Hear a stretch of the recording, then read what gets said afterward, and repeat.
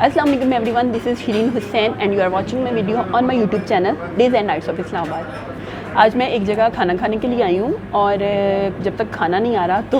میں نے سوچا کہ میں ایک اپنا پرسنل ایکسپیرینس اور ایک بڑی اپنی یعنی ایک میسیج, ایک تھاٹ فل میسیج جو ہے وہ شیئر کروں اپنے ویورز کے ساتھ.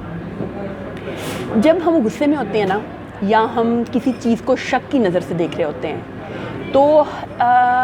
ہمیں سارے ثبوت اور ہمیں ساری جو ایویڈنسز ہیں نا وہ اس چیز کے اگینسٹ ہی ملتے ہیں. اگر ہم کسی چیز کے اگینسٹ سوچ رہے ہیں, شک کر رہے ہیں, یا ہم غصے میں کسی چیز کے بارے میں سوچ رہے ہیں, تو ہمیں لگتا ہے کہ ہر چیز, ہر چھوٹا چھوٹا ثبوت جو ہے وہ اس چیز کے خلاف ہے. ہم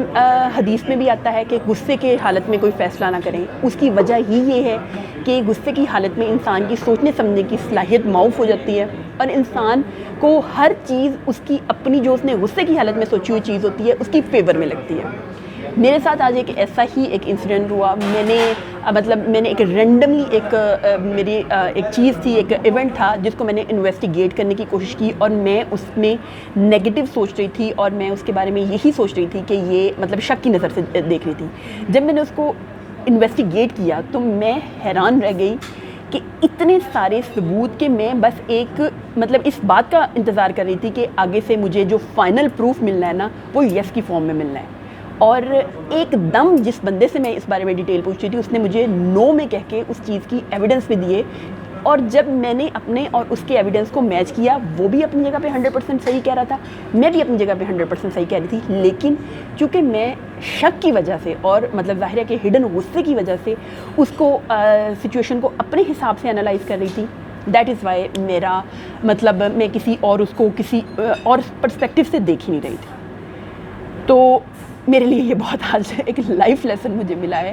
کہ اگر انسان شک یا غصے کی حالت میں کسی معاملے کو انویسٹیگیٹ کرتا ہے, وہ کبھی بھی 100% صحیح رزلٹس پہ نہیں پہنچ سکتا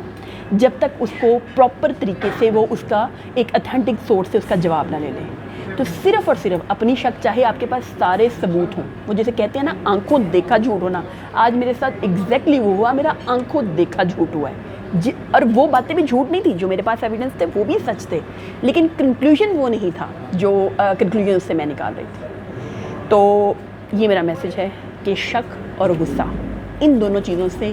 اگر آپ ایک سچویشن کو انالائز کریں گے تو آپ چاہے 100% اپنے آپ پاس پورے پروفز اور اپنی چیزیں اکٹھی کر لیں گے, لیکن آپ پھر بھی پاسبل ہے, ویری پاسبل کہ آپ اس کا جو ہے وہ نتیجہ بالکل اپوزٹ سوچ رہے ہوں جو اس کا ایکچوئل نتیجہ ہوتا ہے.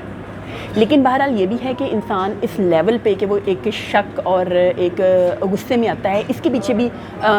کوئی نہ کوئی وجہ ہوتی ہے. لیکن بہرحال جو بھی وجہ ہو, آپ کے پاس کوئی بھی ریزنز ہوں کہ کچھ بھی ہو, لیکن اس چیز کا ہمیشہ مارجن رکھیں. حضرت امام جعفر صادق علیہ السلام کا فرمان ہے کہ جب آپ کسی کے بارے میں برا گمان کرنے لگیں تو پہلے کم سے کم 100 دفعہ اچھا گمان کریں. اس کے بعد اگر 100 دفعہ بھی آپ کو اچھے گمان کے بعد بھی آپ کے پاس کوئی ریزن نہ ہو تو اس کے بارے میں غلط گمان کریں.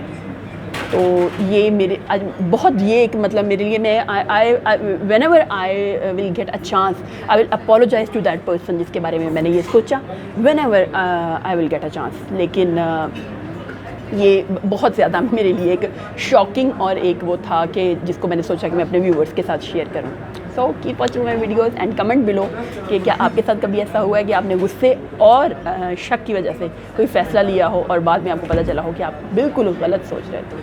Cap watching my videos.